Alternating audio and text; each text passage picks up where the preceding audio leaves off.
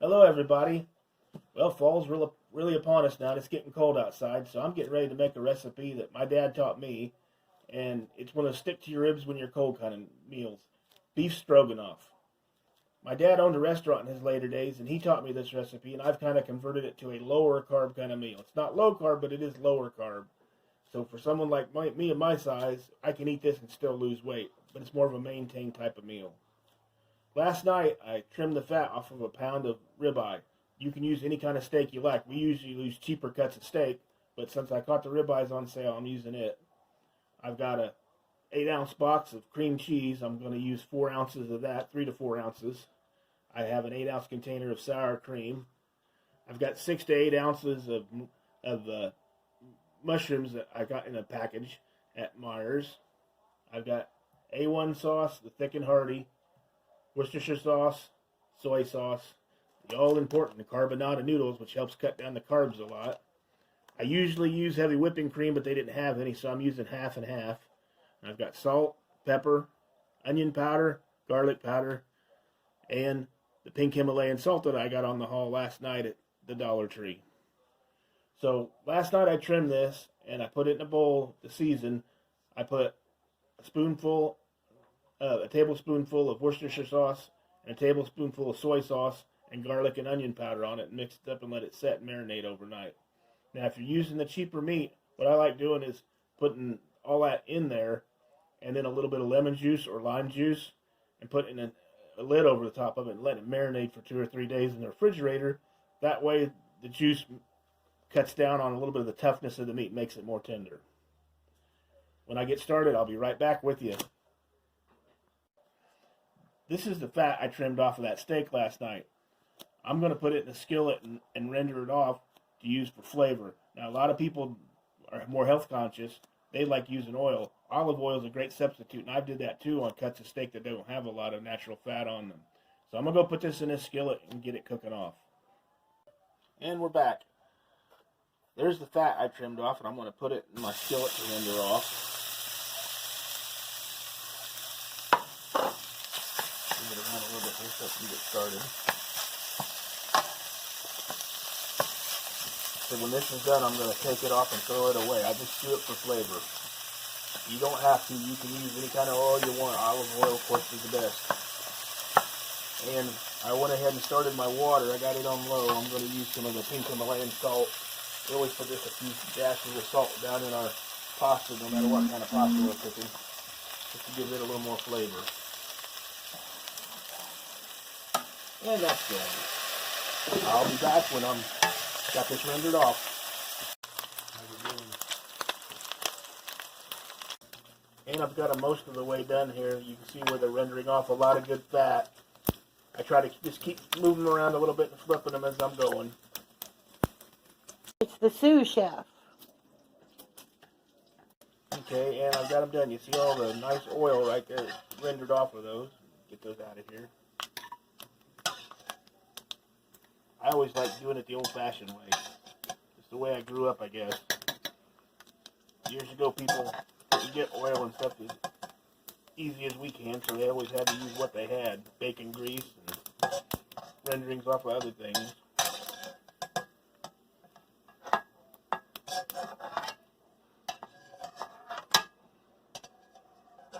And there we go. I got all that off. Now it's time to put the meat in. And here we go with the steak. Trying to be careful with it so my wife doesn't get popped. Listen to that sizzle. That's the sound you're looking for when you're cooking steak.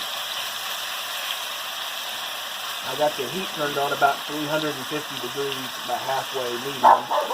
And we're going to let this cook off for probably 4, 5, 6 minutes until I think it's part of the way done. Pretty. Okay, we're about 3/4 of the way through cooking this. We're just bringing the video back on to show you what the steak looks like. I like my steak a little bit less done. She likes hers a little more done. But when you're cooking this, it's all going to get done because the steak's going to go back in with the gravy and simmer and make it more tender. Like I said, you can use any kind of meat you want. I usually use cheap meat. This just happened to have ribeye this time. My dad had a lot of recipes he learned when he opened up his restaurant.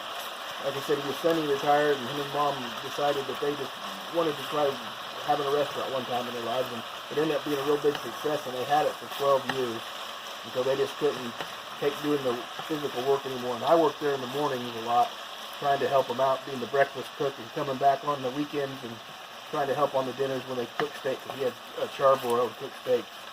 I remember every year the British Motor Works BMW rally would be at the local state park close to us, and it would be non-stop guys coming in wanting steaks all the time. The whole place would be full. Our seating capacity was about 150, maybe lined up, standing outside waiting to get in. But when I get this steak done, I'm going to take it out and drain the grease out of the pan and come back and put my mushrooms in and let them saute for a few minutes. And there's our bowl of cooked steak right there that I just took out of the skillet. And I've drained the majority of the grease out. I like leaving the gibbles for flavor. And now I'm putting in all these mushrooms. And we're going to let them cook for just a few moments in there to try to pick up some of that flavor. Keep working them around good. Just give them 2 or 3 minutes, let a little bit of the moisture cook out of them, and then we'll come back and we're going to start adding in our other ingredients.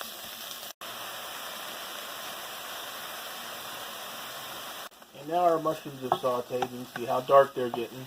Nice brown, and there's a little liquid in the bottom of the pan. So it's time to add our next ingredients, the cream cheese. About 4 ounces of cream cheese there, 3 or 4 ounces. It's one of those adjustable ingredients. You can just play with it however much you like. Basically, it's going to thicken up the stroganoff. I like taking and breaking mine down into smaller pieces. You'll see it starting to melt out here in just a moment. And then when it gets melted down part of the way, we're going to come back and start adding our heavy whipping cream. In this case, I'm using half and half because I don't have any heavy whipping cream today. And the cream cheese is starting to melt down. Now I had my lid on. I just took my lid back off. I love my wok. This is a wok by Chef Ming we got on QVC years ago, and I love cooking in it. I make all our fried rice and our noodles and breakfast gravy. I use it a lot. I probably overuse it.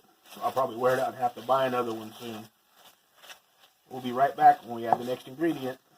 Okay, we're ready for our next ingredient now. It's an 8-ounce container of sour cream.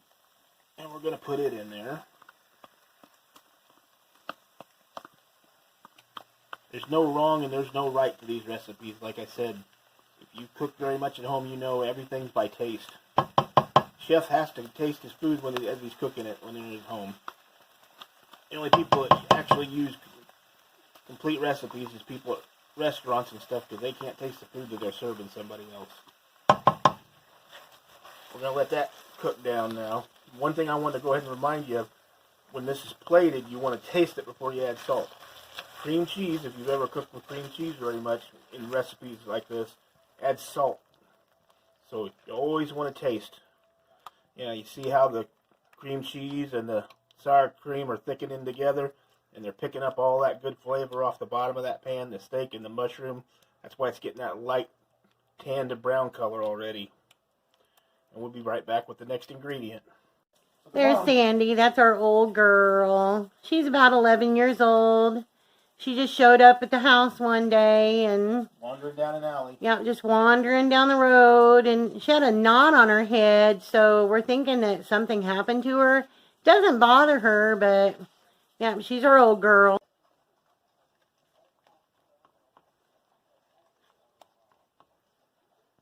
Okay, I've turned the heat down to medium-low. I'll add a couple of spoonfuls of the A-1. Brand new bottle, hard to get out.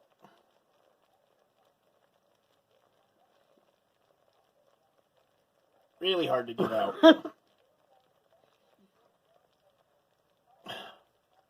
Well, we're going to move on from that for a second. I'll have to come back and find something to get it out with. I have Worcestershire sauce now that I'm getting ready to add. Again, about 2 tablespoons of Worcestershire sauce, and it's a new bottle, and I didn't take the cap off.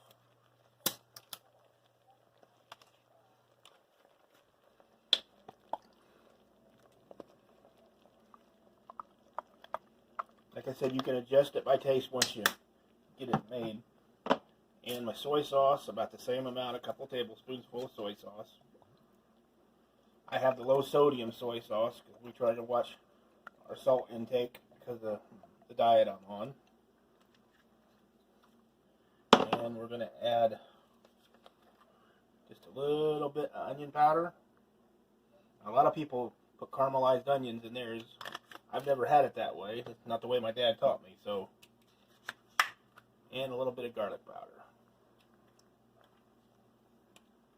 Sorry about that. I had to get the top off of the garlic powder.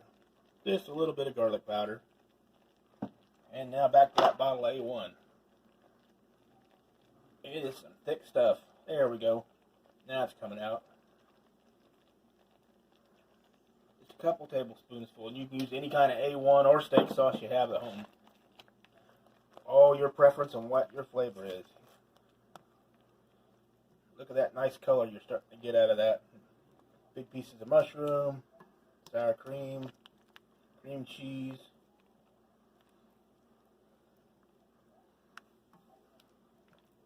Okay. And now we have our half and half. Like I said, I like heavy whipping cream better, but this is all they had. Now when you add this in, you want to put it in to make it thinner or thicker, however you want to do it. That's probably about all I need in mine. That'll get it down without killing too much of the flavor. And there is the finished product minus the steak. I've got it turned on a little less than medium low now. Now this stuff will thicken as it cools, but it's already pretty much the right consistency. You see how it hangs there on the... So now I'm going to add back my steak.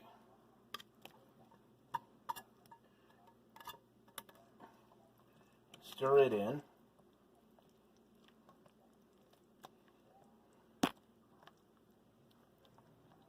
And the final ingredient, a little bit of pepper.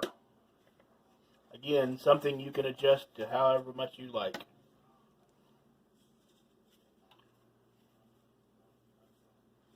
I use the A1 Thick and Hearty. We have all that A1 pepper that I bought at Myers on the Myers haul a long time ago. And it's good, but I didn't want it to be that peppery. So that's why I used the Thick and Hearty I got at the dollar store at that haul for $1. Now that the steak's in it, you see how thick it's getting. So I'm going to turn this down to really low because it's about where it needs to be. If I have to, I can go back and I can add more of the half and half or heavy whipping cream to thin it down a little bit more. And we'll get back and we'll get our noodles done.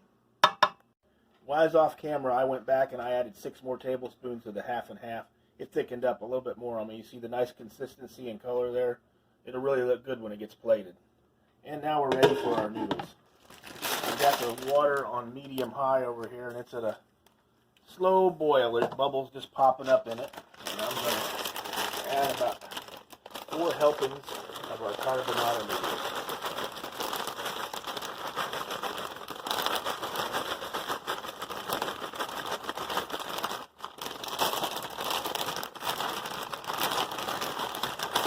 They're sticking in the bag too.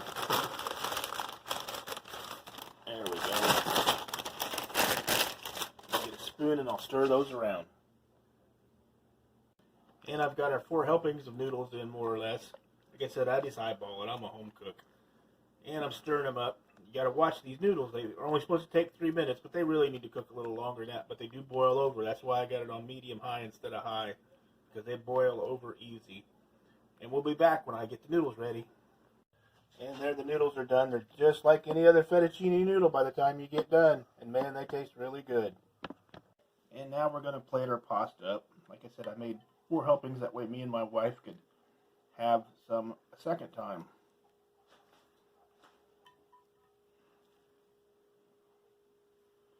There's our noodles all plated up. Here's our stroganoff. Nice and thick. It'll stick to the noodles really good. I don't know if you can see the chunks of steak and mushroom in there. It really has a lot of flavor, doesn't it, honey? Yep, sure does. I've made this several times regular, and the lower carb, and lower carb tastes just as good as the other. Well, there you go, folks.